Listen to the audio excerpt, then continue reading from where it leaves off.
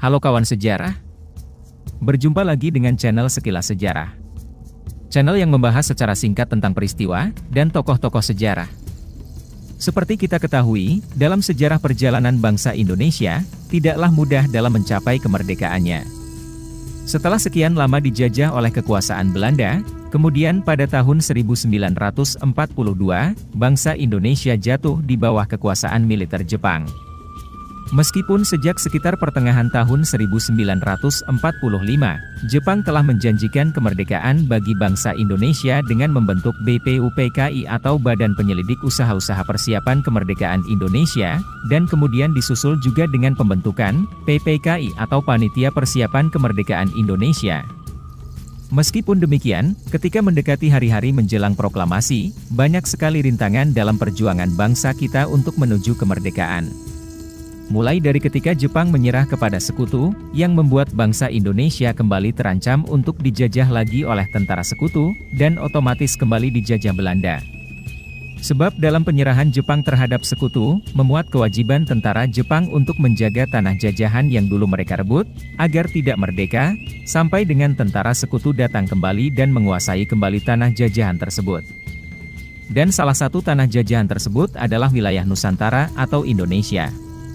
Dalam situasi di mana bangsa kita mengalami vacuum of power, yakni kondisi ketiadaan kekuasaan, maka terjadilah peristiwa yang sangat menentukan dalam perjalanan sejarah bangsa Indonesia. Peristiwa tersebut umum dikenal dengan nama peristiwa Rengas Dengklok. Namun dalam video ini, kita tidak akan membahas secara mendetail tentang peristiwa Rengas Dengklok. Rakyat Indonesia yang haus akan kemerdekaan. Rakyat membanjiri lapangan Gambir, datang dari berbagai-bagai daerah. Dalam pandangan umum di masyarakat awam, peristiwa Rengas Dengklok adalah peristiwa penculikan terhadap Soekarno dan Hatta, yang dilakukan oleh golongan pemuda, yang menghendaki disegerakannya proklamasi kemerdekaan sebelum sekutu datang kembali ke Indonesia. Pertanyaannya adalah, apakah peristiwa tersebut adalah peristiwa penculikan seperti yang umum diketahui masyarakat? Dalam video kali ini, kita akan menjawab pertanyaan tersebut, berangkat dari kesaksian salah satu pelaku sejarah dalam peristiwa proklamasi 17 Agustus 1945, yaitu Brigjen Purnawirawan Latif Hendraningrat. Siapakah beliau? Dan apa perannya dalam peristiwa proklamasi kemerdekaan? Jadi kawan-kawan, Latif Hendraningrat dulunya adalah tentara Sudanco, atau Komandan Kompi Prajurit Peta, pada masa penjajahan Jepang. Ia telah ikut turut serta pada masa-masa genting, dan bersejarah dalam proses kemerdekaan Indonesia. Ketika peristiwa Rengas Dengklok sampai dengan hari pembacaan proklamasi, Latif bertugas mengamankan Bung Karno dan Bung Hatta. Latif Hendraningrat mempunyai peran cukup besar dalam peristiwa pembacaan proklamasi. Ia merupakan orang yang mengibarkan sangsaka merah putih dalam upacara pembacaan proklamasi. Dalam kesaksiannya, sebagai salah satu pelaku sejarah peristiwa Rengas Dengklok, ia mengatakan, sebenarnya mereka tidak diculik, tetapi dijauhkan dari Jakarta agar jangan dipengaruhi pimpinan militer dan pemerintahan Jepang.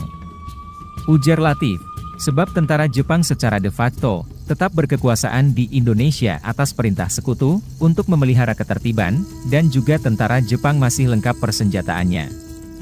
Ditinjau dari kesaksian Latif tadi, kata diculik dalam peristiwa Rengas Dengklok menjadi kurang tepat. Sebab kata diculik erat kaitannya dengan maksud negatif dan jahat, seperti mencelakai, membunuh dan lain sebagainya. Sedangkan menurut Latif, tujuan penjemputan Bung Karno dan Bung Hatta oleh golongan muda adalah untuk menjauhkan atau menghindarkan keduanya dari pengaruh Jepang, yang bisa saja menggagalkan kemerdekaan bangsa kita. Sehingga, lebih tepat jika peristiwa Rengas Dengklok disebut sebagai usaha pengamanan, dan bukan penculikan terhadap Bung Karno dan Bung Hatta. Selain hal tersebut, Latif Hendraningrat juga menjelaskan, karena ketegangan situasi yang ia hadapi pada waktu itu, ia sampai lupa menelpon RM Sutarto, yang merupakan kepala bagian perfilman, pada kantor penerangan dan propaganda Jepang. Sehingga, kejadian selama pembacaan proklamasi tidak bisa diabadikan dengan film.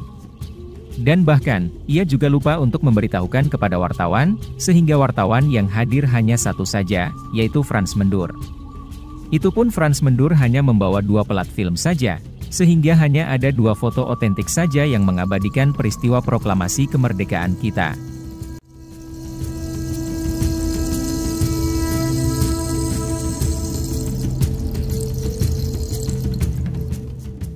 Fun fact-nya adalah, rekaman suara Bung Karno ketika membaca teks proklamasi yang sering kita dengar, bukanlah rekaman asli yang diambil ketika peristiwa proklamasi 17 Agustus 1945 terjadi, melainkan, rekaman tersebut adalah hasil rekaman di studio RRI, Radio Republik Indonesia, pada tahun 1951, atau 6 tahun setelah pembacaan proklamasi kemerdekaan dilakukan. Proklamasi. Kami, bangsa Indonesia, dengan ini menyatakan kemerdekaan Indonesia. Selain itu, fun fact lainnya adalah, tiang bendera yang digunakan dalam upacara pembacaan proklamasi, bukanlah tiang bendera asli, yang dibuat dari besi atau sejenisnya. Melainkan tiang tersebut adalah bambu bekas jemuran. Dalam kesaksiannya, Latif Hendraningrat menceritakan, "Saya menuju ke tiang bendera yang sebenarnya bambu untuk jemuran. Di ujungnya dipasangi kerekan, dengan tali biasa yang kasar. Padahal sebenarnya, di halaman depan pintu itu ada 2 tiang bendera yang lebih bagus. Tapi kami memilih tiang bendera baru, dan tidak mau menggunakan tiang bendera yang lainnya itu. Kami tidak mau menggunakan tiang bendera yang ada hubungan dengan Jepang." Latif juga menambahkan, "Itulah perasaan kami waktu itu. Bendera merah putih itu, jangan ada sangkut pautnya dengan apa saja yang berbau atau bekas Jepang," ujar Latif. Demikian pembahasan kita untuk kali ini. Jika menurut kalian video ini bermanfaat, silahkan like, komen, dan share video ini. Sampai jumpa di video berikutnya. Terima kasih.